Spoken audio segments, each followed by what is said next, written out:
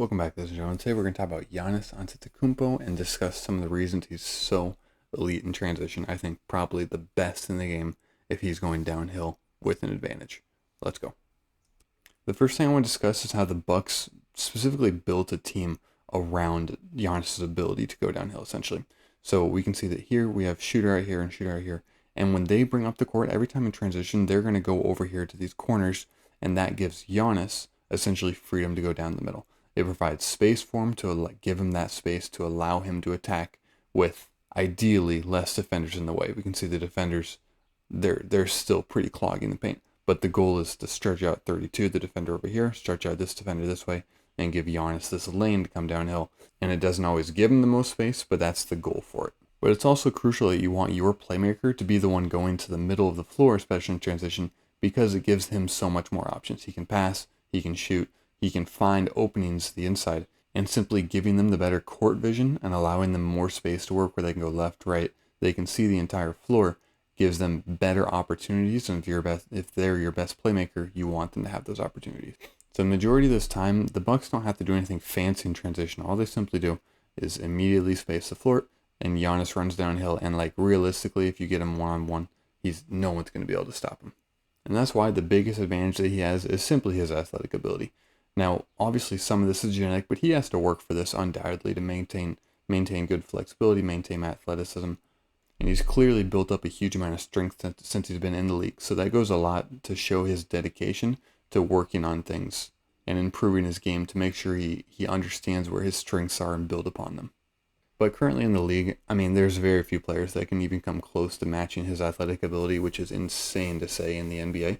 But he does such a good job of using strength, using length, and using explosion to make it so if you get him anywhere near the rim or with a full head of steam, he is going to finish with efficiency. And another crucial aspect to this is he doesn't really take opportunities off. We're going to talk about the most important one, if not taking opportunities off, in a second. But every time you get the opportunity in transition, he is clearly trying to beat defenders down the floor and not taking any possessions for granted, immediately sprinting out ahead and making sure he has that advantage so he can get to where he's super, super strong and players just simply can't stop him. It's pretty often after turnovers, you'll see players kind of just start coasting a little bit. Jokic right here is coasting behind. If we look back right here, we can see Jokic just kind of coasting. It's the end of the game, But Giannis doesn't really view it that way. He kind of views it still as an opportunity where he's going to go attack, and he sprints down the floor, beats Jokic, and gets a wide open dunk simply because he wants it in that moment. The frequency of him being the first one down the court is extremely high, especially given how much his usage and how much his minutes are. But I think the thing that impresses me the most is his willingness to put his body on the line on defense. He'll use his hands, timing, and reaction ability extremely well on defense to create slight deflections, and those deflections lead to extreme efficiency, so he uses them a lot. And this is pretty selfless because it's not even just leading to his point in particular. We're going to see a back cut, and essentially Giannis is playing rim protector. And the ability to protect the rim when players get open looks is second to none. He gets up there, gets a piece of the ball, and immediately the Bucks are looking to push it in transition. And he creates simply a huge amount of those by getting slight deflections on the ball. There we could see the spacing, and Giannis came down the middle, and that's what leads to the open three.